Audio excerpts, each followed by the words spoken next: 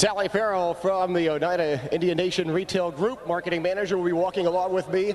Ladies and gentlemen, the following is your starting lineup for the 1998 running of the Dirt Sportsman Savon 30. In the 17th row, going away in 34th starting position with the Liberty Rock crushing number 4 car. It's going to be renumbered number 4. We don't see him back here yet. From Chittenango, New York, it's going to be Mike Button. In the 33rd starting spot, with the Northern Federal Credit Union Troyer chassis number 2T car out of Redwood, New York, Ben Tucker. In the 16th row, on the outside, going away in 32nd spot, piloting car number 117. It's the Hall Racing number 117 car from Brockville, Ontario, Rich Hall. On the inside of Rich, going away in 31st starting spot in the Jack's Barbershop, Bicknell chassis number 5 car from Geneva, New York, Rick Swarthout. He was back there, yeah. 15th row on the outside from Middletown, New York, in 30th starting spot, the Guardian Refrigeration number 220 car, Johnny Ferrier.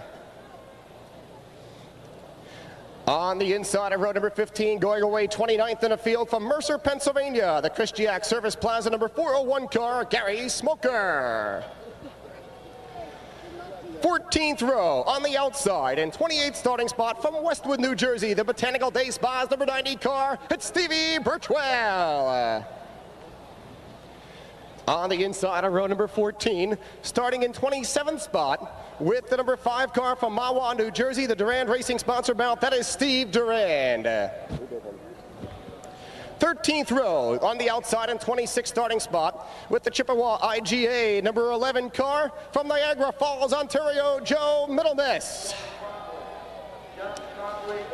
On the inside of row number 13 with the Texaco Haviland sponsored 17C car from St. Catharines, Ontario, it's Pete Costco.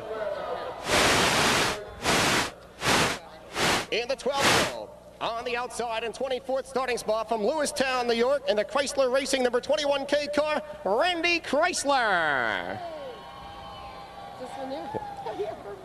On the inside in 23rd starting spot with the 711 car from East Bethany, New York, the Lions Racing sponsored mount, it's Russ Lyons.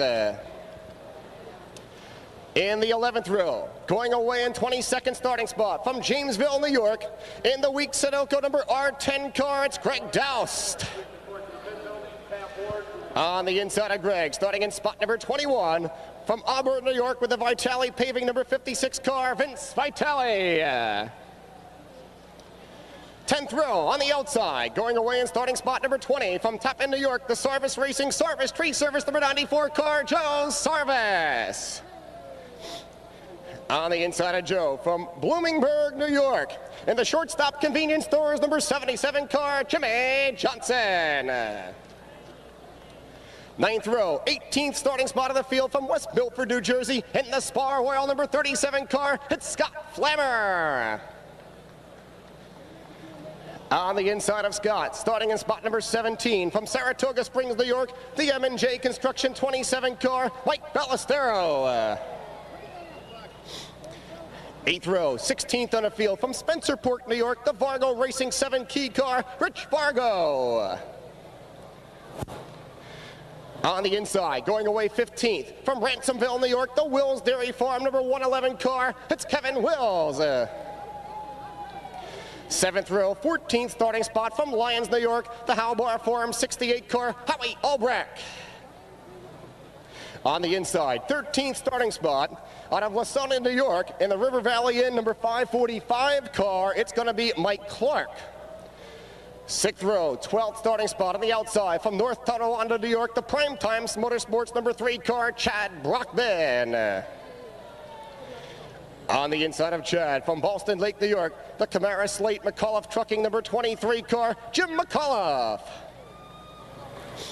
5th row, starting spot from Auburn, New York, in the Spano Paving and Excavating number 1 car, Jimmy Spano.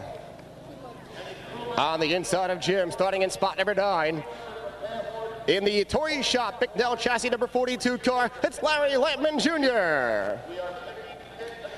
4th row, 8th on the field out of Westwood, New Jersey, in the J&J Auto Maintenance number 93X car, Neil Luce. On the inside of Neal from Constantia, New York, in the American Auger number 2 car, it's going to be Ryan Bay.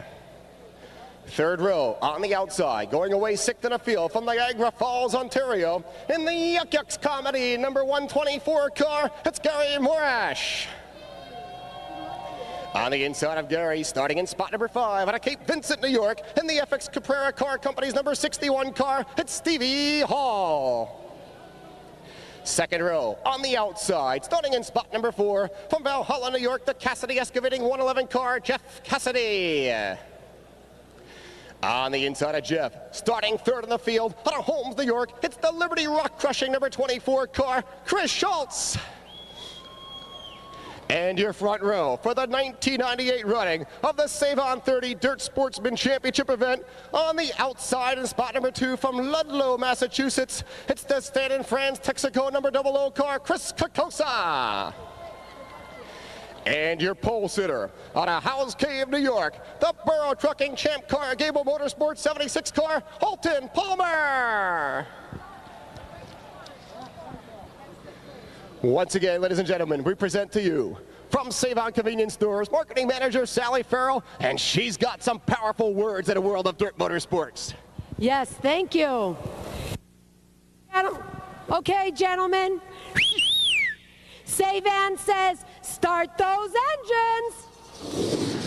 Here you have it. We get set to go racing. Dirt Sportsman style on the Moody Mile for the 30 lap. Dirt Sportsman Savon 30. The small block Sportsman cars come to life. Kathy's Bottom Line again sponsoring the Halfway Leader Award on lap 15. $250 going there. Also Gator Racing Photo News with their Best Appearing Car and Crew Award. The Underground Facilities Protective Organization with the highest finishing rookie award, $500 going there. John Burr has joined me up here in the tower. John, the voice of the Can-Am Speedway, and also up to Evans Mills. First, John, it's nice to have you here. My pleasure, Doug. Always a pleasure to be down. What do you see here in this 30-lap Sportsman event, John? Well, it's not 125 laps or 188. They're going to have to get it done early. And I kind of looked through my toad board up through here. In your first top 10, they got the guys that are chasing that series all through the course of the year, Doug, and they're going to have a lot of company out there. A lot of good times yesterday. Most of these guys, even though the Dirt organization relatively new with the Sportsman, it got this pretty well dialed in, if you can do such a thing. The weather not a factor at all. That they've had the same weather here since Wednesday afternoon, so there's not a surprise to anybody. And they got this thing dialed in, ready to come off of turn number, just a couple parade laps out there out of turn number 3 and 4. Again, it's a 1 mile track. You've been here lots and lots of times, folks. Pretty wide all the way except when you get into turn number 3. Turn number 3 is like driving inside of a funnel. You can go too wide in coming out of turn number 2, or no, turn number 3, I should say, and it gets a little bit hairy, as you could tell from that Street Stock Championship here just a few minutes ago. The Bombard Chevrolet brings them down in front. We should be ready to go. Palmer, the hot shoe out of Fonda, brings them down in front. We got several guys in the first top 10 that are chasing that Dirt Series competition. Again, not a lot of difference between these and their big sisters, the small blocks. They run a 2-barrel carburetor. They run steel wheels and steel heads. Other than that, same thing. Same get up and go behind the steering wheel as well. And they're looking to generate a lot of horsepower. And again, they're hitting this thing at well over 100 miles an hour in hot lap session here earlier this afternoon. Of course, the downside to that, John, is that the parts cost the same as the ones that Brett Hearn and Billy Decker and everybody else. But this is the feeder division for the small block. Of course, the big block outlaws, the thought being learn how to set up these very tricky modified style chassis and learn to get with the chassis and everything else is the same, with the exception of the hood, the fact that the wheels are steel versus aluminum on odds. So there's a lot of little twists and turns you can do with these, the best of the bunch here today. It sure is. I'll tell you right now, they're looking for some great horse to call on turn number 3 and 4. The idea is that that's going to be a gentleman right now. I'm going to be sitting out there, right position number 5, 6, and 7. Coming on to turn number 3, the State Fairgrounds on Super Dirt Week. You got to have a rush. You got to love it. I'm telling you right now. The pace car might up on this one, Doug. Looks like it will, and like you said, this is an emotional moment for all these guys. This is what they race for all year long, is to have a chance to come to Syracuse. We're watching it on the Savon representatives.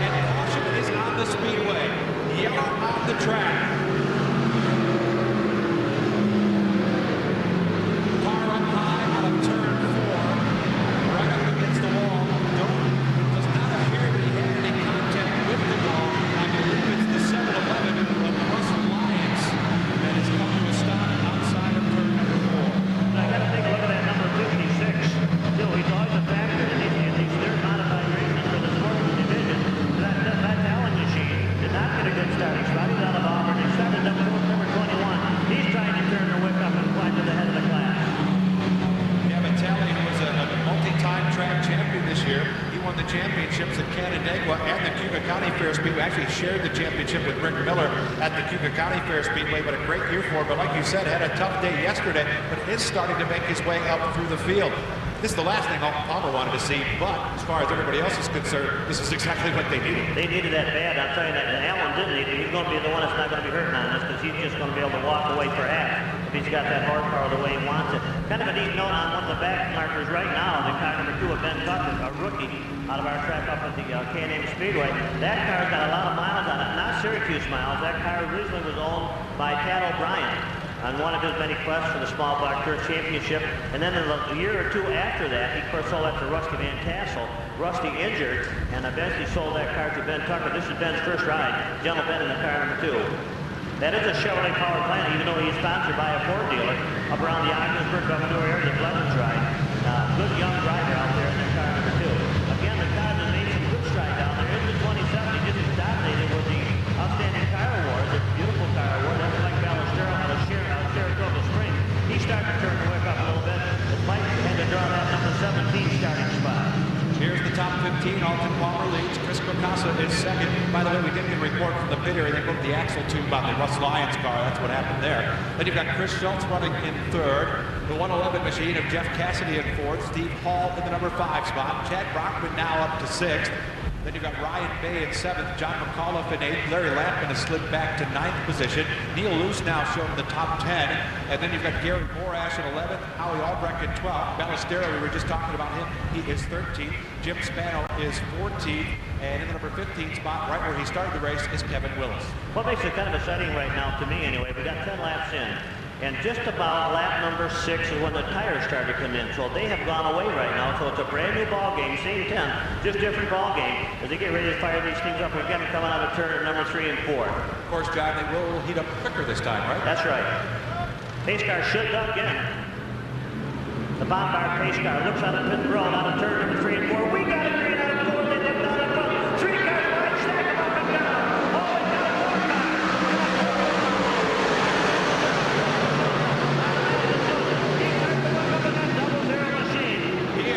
Touched as they went down into 1, but Picasso was not to be denied. He will have the lead now as they work down the back straightaway. Alton Palmer, for the first time this race, sees somebody in front of him. He is starting, but watch that third place car, ladies and gentlemen. That third place car is starting to turn it up. He found something that somebody else didn't have. But now he starts to backslide a little bit out of turn number 3 and 4. He's got company. Here comes Picasso on the outside of the Speedway. Palmer is riding second. Watch the third place car. He's starting to be very quick.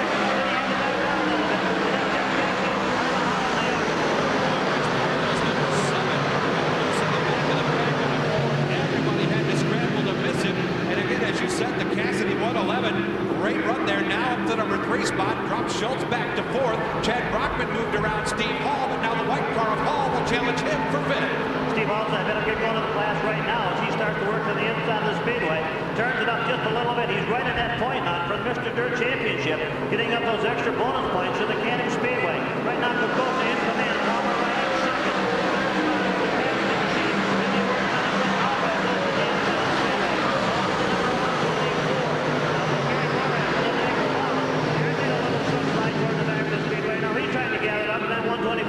And up into the number 9 spot now goes the 68 of Howie Albrecht. And coming along with him now is Jim Spano with the JVS 1. They both go to the inside of Bay. They'll shuffle him out of the top 10. So now Spano's shown in the number 10 position. And Jimmy started this race right in 10th, fell back. Now he's starting to come back to the front. Jimmy's one guy that's going to do it.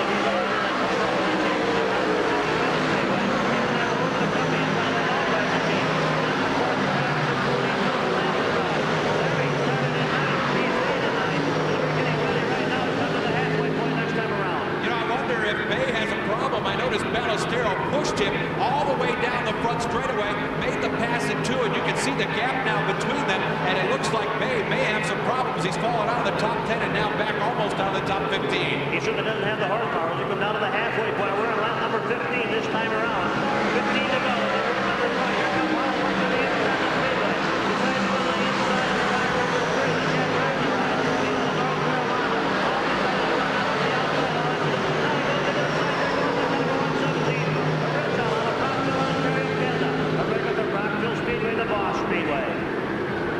Halfway leader, and the Cathy's bottom line bonus goes to Chris Kokosa as he was the leader. leader on lap number 15. He'll pick up some extra bonus money from Kathy's Bottom Line. The premier Syracuse Gentlemen's Club is Kokasa still leads here on lap 16.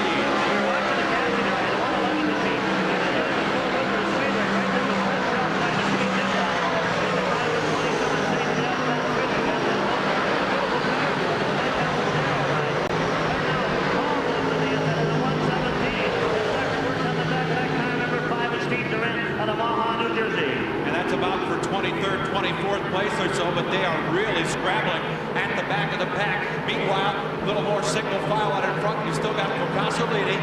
Early leader Alton Palmer now runs in that number 2 spot. Jeff Cassidy.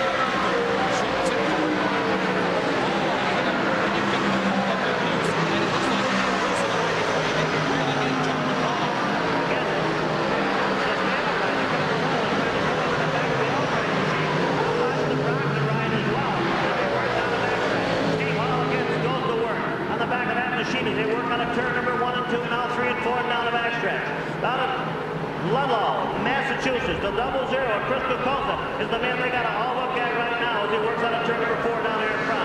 The stand in front takes a good ride. 11 and 50 Speedway regular. So finished up his turn is something that Chris Kokasa knows a lot about. We had seen in the bay number 2 is followed back by the tough to see the Speedway speed just does not compare to be there at this point. So Jimmy Span, number 1, was on high yard record bit, trying to move in the 9th spot. He is now falling back a bit. Hall again took a look to the inside of Brockman as they went into 3, John. They're trying to go for contender right now as they work off of turn number 1 and 2, now 3 and 4 on the back of the Kokasa automobile. We're going to get a clock on him. Let's see what he can do. Again, right now, second, third, fourth, and fifth. All easy long. Here again to the inside Spano. Tucks it back to the inside and they work with turn number 1. That right there is the battle for 9th place. Jimmy Spano gets a wheel underneath him now in 2. He had to check up just a bit. Ballestero trying to get to the inside. They may have tucked. Ballestero got sideways on the back straightaway. He runs at 11th, and Larry Landman now hoping to make it a 4-car battle for 9th spot as the leaders come by. Here they come down in front. Hall had a nose in that time. He rolled inside the turn up on the back right tire number 3. Couldn't do it quite that time. He had to back off right up that turn over there, the tunnel turn over there for number 3 and 4. Down at 106 miles an hour. He's getting very, very quick. The young man out of Massachusetts, Chris Kokasa, 106.13 miles an hour, 33.92 on the clock. Those are fast laps that were turning just a few laps ago, so the tires getting hotter, the track getting faster as the day goes on. Chris Kokasa now and Alton Palmer trying to pull away a little bit now, and here comes Chase Brockman. The inside of Schultz. That's all on the inside of Savon. You got to kind of put this in perspective. These guys out there at 106 miles an hour. They are the baby sisters of the small box and the big box. These guys have got us extra smart. They're right on the back end. They're unbelievable guys in the sportsman car. Just trying to pull into the pit area out of turn number 4. You see this brightly colored 220 on the front straightaway. He tried to slow down enough to make the entrance into pit road, could not, so he'll have to come in on the cinder track down here in turn number 1. Tiebreaker for the York State Fairgrounds. 22 on the scoreboard time. They're watching it. Number 17, the Rich Fargo car out of Spencerport. That last lap out there is all right in Spano. Got the whole type of battle going on along with the car number 27. Looking at them on the inside of the speedway. Mike Ballestero on the chair. Let's see the top 15 for you, John. Still got Kokasa leading. Alton Palmer in second. The 111 machine of Jeff Cassidy runs in 3rd. Coming up now into 4th is the number 3. That's the yellow and blue car. That is the machine of Chad Brockman. You got Chris Schultz running in 5th. Steve Hall in 6th. John McCollum in 7th. Neil Luce now up to the 9th spot. The 16th. Will Brick is 9th. Jim Spann was 10th. Mike Ballestero at 11th. 42 of Landman at 12th. Ray is now falling back to 13th. Gary Morash is 14th. He's starting to move up now as Jimmy Johnson across the top 15 for the first time. Lap cars are not going to be a problem. All your leader is coming out of the turn right now on turn number 3 and 4. With only 7 laps to go. A couple cars that did change around. Of course, with the kind of a 61 of the same car. Coming out of turn number 4, working on the outside of the freeway again. 106.60. 106.60 for Chris. And out of turn 4 that last time, the 24 of Chris Schultz slid up the racetrack. Steve Hall was able to get to the inside and pick up that position.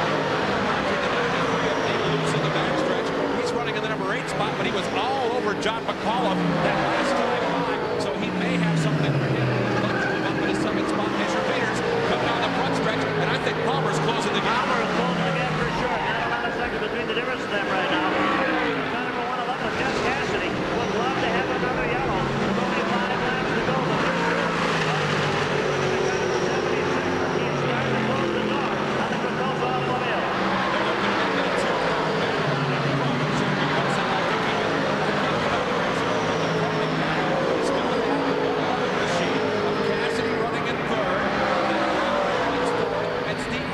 Starting to catch up to Brockman, a couple of slower cars that will get to the inside of the Speedway now.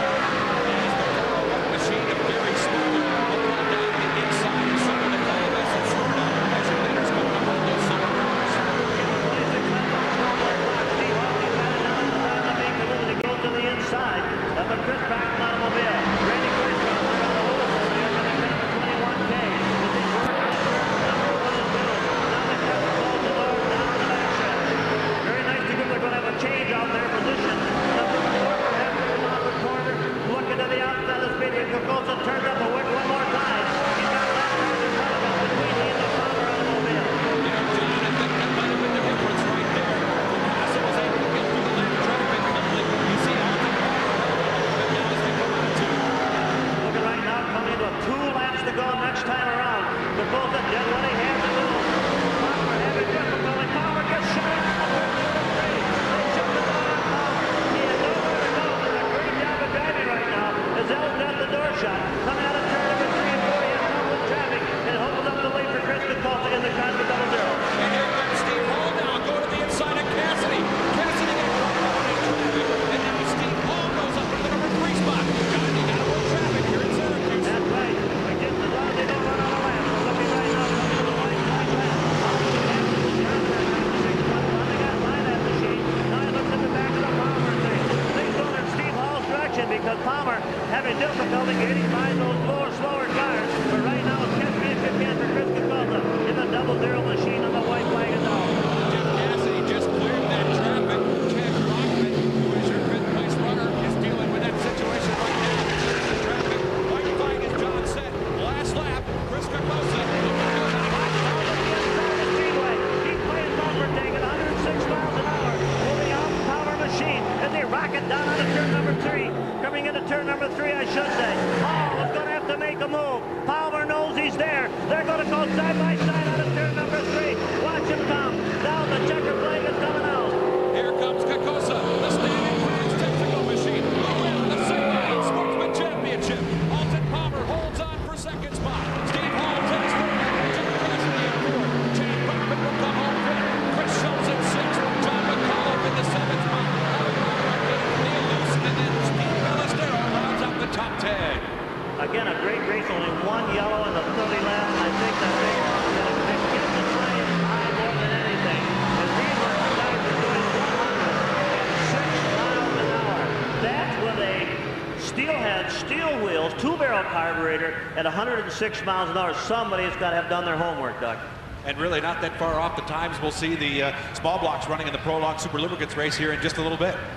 Boy, when Dirt put this organization together a few years ago, as far as the Dirt Sportsmen were concerned, I don't realize that they didn't realize, I don't think, how big it was going to get, how competitive it is. And you take a look at the top 10 as you look at your list down there, you're talking maybe a second and a half, 3 seconds total between 1 and 10 on that one. It's a good competitive race. And I would think if you were able to get the average lap speeds they were turning there at the end, I would think within a half a mile an hour of each other, wouldn't you? Absolutely, absolutely. And again, the guys who are patient, they tried to make their move. You had the guys that you wanted to win out there. Some of them waited. They waited the tires come in the first 5 or 6 laps. From there on, they used their heads very, very wisely. I did not see any fender bender going on at all. And a lot of respect among this group. And as Steve Hall has alluded to me several times, we travel with these guys. We park next to them.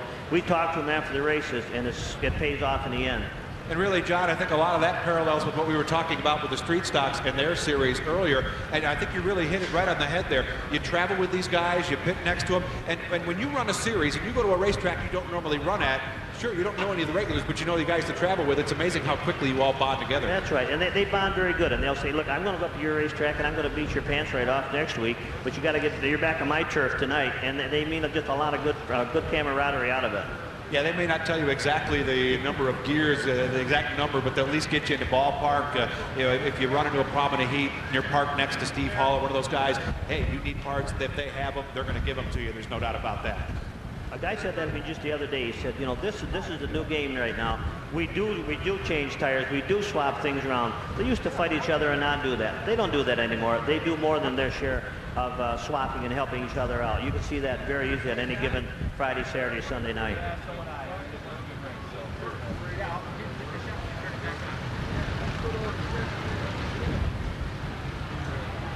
So let's take a look at the unofficial finish order. Chris Cocasa with the win.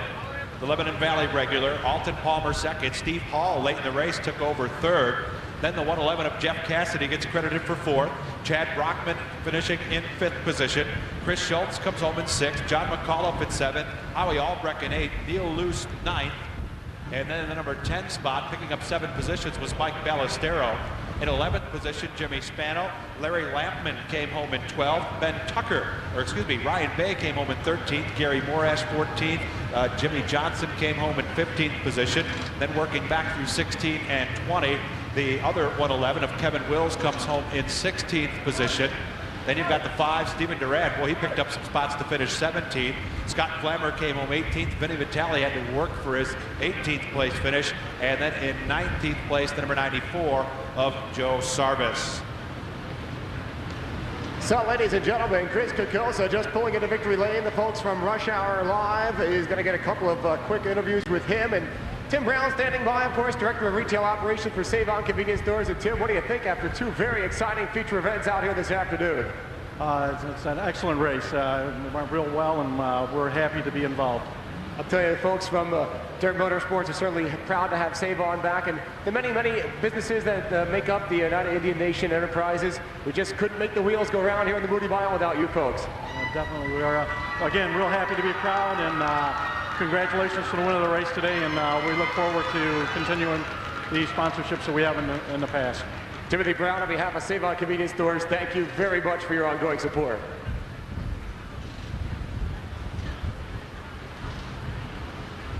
Chris Cocasa climbing out of his car right now, ladies and gentlemen, and there is one very happy youngster out of Ludlow, Massachusetts.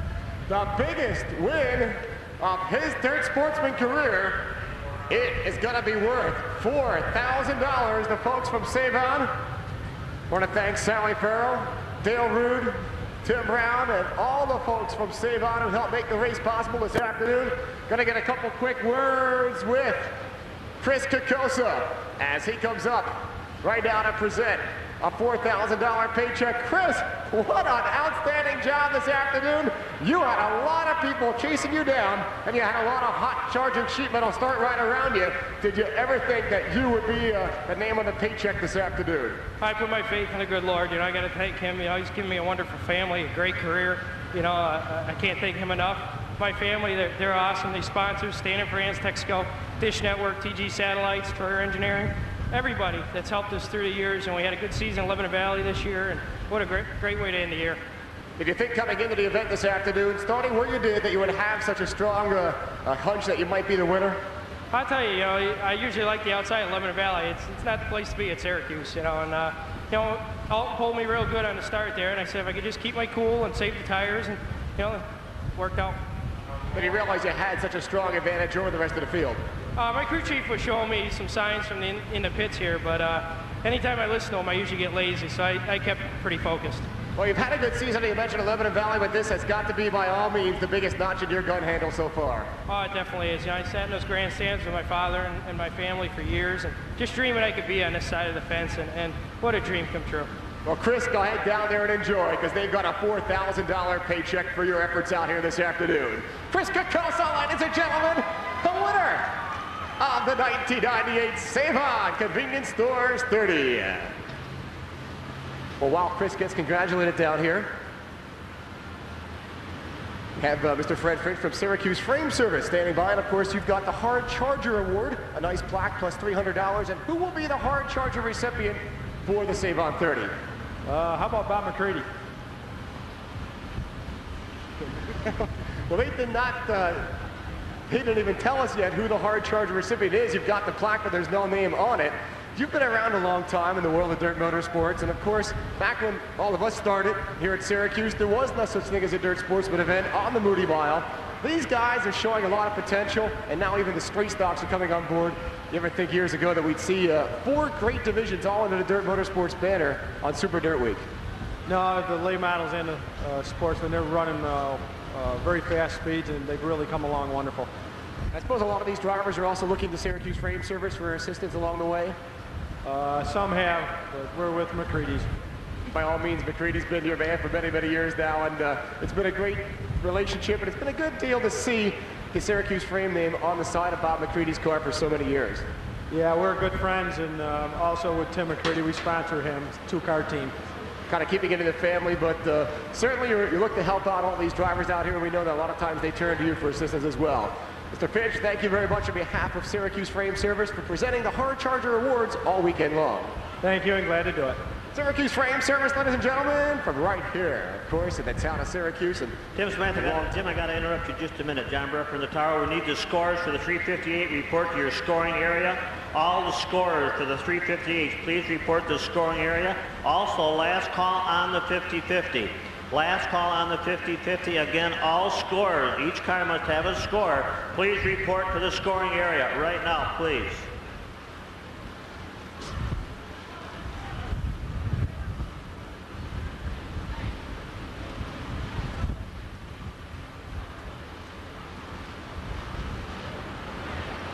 And of course, Chris Kokosa receiving the $250 check right now from Kathy's Bottom Line for being the halfway lap leader. Chris, of course, was the leader at lap number 15. And on behalf of Kathy Procopia and Kathy's Bottom Line, big part of Super Dirt Week each and every year, Chris Kokosa picks up another $250. He'll put that on top of that $4,000 paycheck.